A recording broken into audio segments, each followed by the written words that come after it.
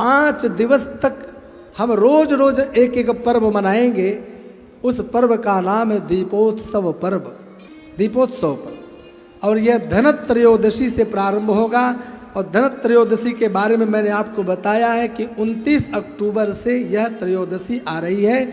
29 अक्टूबर को धनत्रयोदशी, 30 को भी दोपहर तक धनत्रयोदशी, फिर चतुर्दशी लग जाएगी।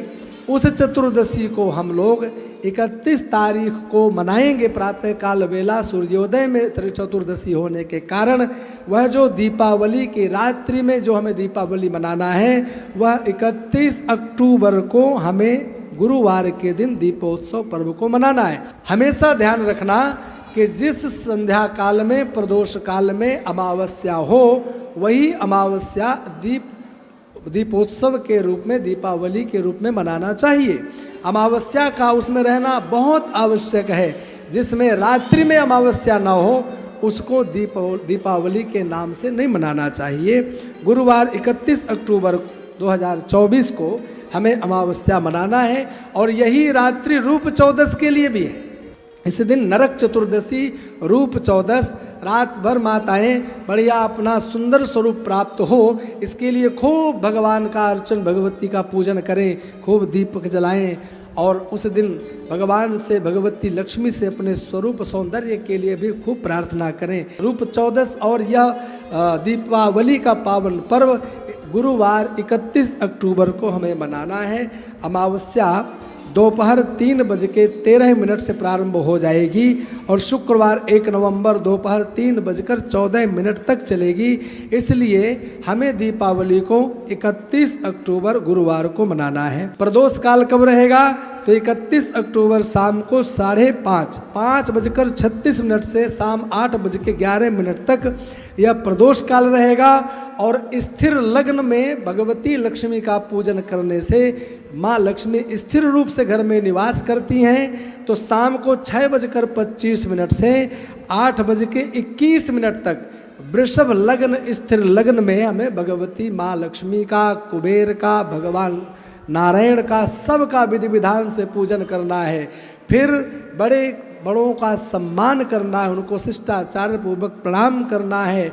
उस दिन भगवान रावण पर विजय प्राप्त करके अयोध्या में आकर के और संपूर्ण प्रजा ने महोत्सव मनाया था। उस दिन अयोध्या में भी भगवान श्री राम के महोत्सव का हमारे माननीय मुख्यमंत्री महोदय के द्वारा उस दीपोत्सव का भी दर्शन करेंगे। हम लोग भी घर घर दीपमाला रखेंगे, दीपोत्सव मनाएंगे, दीपदान करेंगे। अपने घर, अपने गौशाला, मंदिर, हर कमरे में, खेतों में, सब जगह दीपावली के दीप जलाना है। पर कब? शाम को 6:25 से और 8:21 के बीच। इस बीच में हमें प्रदोष काल में वृषभ लग्न में संपूर्ण देवताओं का पूजन करके और भगवान को प्रसन्न करना है, दीपदान भी करना है।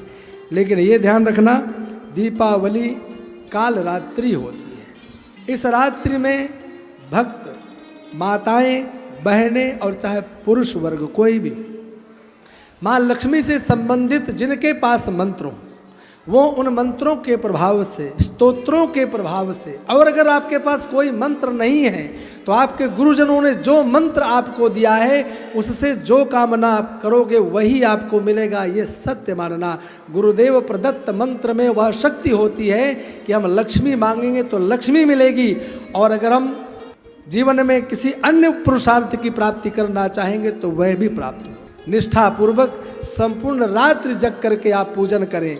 अपने अपने घरों में, व्यापारिक प्रतिष्ठानों में ब्राह्मणों को बुला करके सभी प्रतिष्ठान का पूजन कराएं। अपने अपने दुकानों में, घरों में बैठाकर ब्राह्मणों के द्वारा खूब गोपाल सहस्रनाम स्तोत्र का पाठ, कनकधारा स्तोत्र का पाठ, लक्ष्मी नारायण स्तोत्र का पाठ, आपके घर में श्री सूक्त का पाठ, आपके घर में नारायण कवच, गजेंद्र मोक्ष, धन संवर्धन करने वाले, सुख सुविधा प्रदान करने वाले भगवान के अनेक स्तोत्रों का रात भर पाठ कराइए।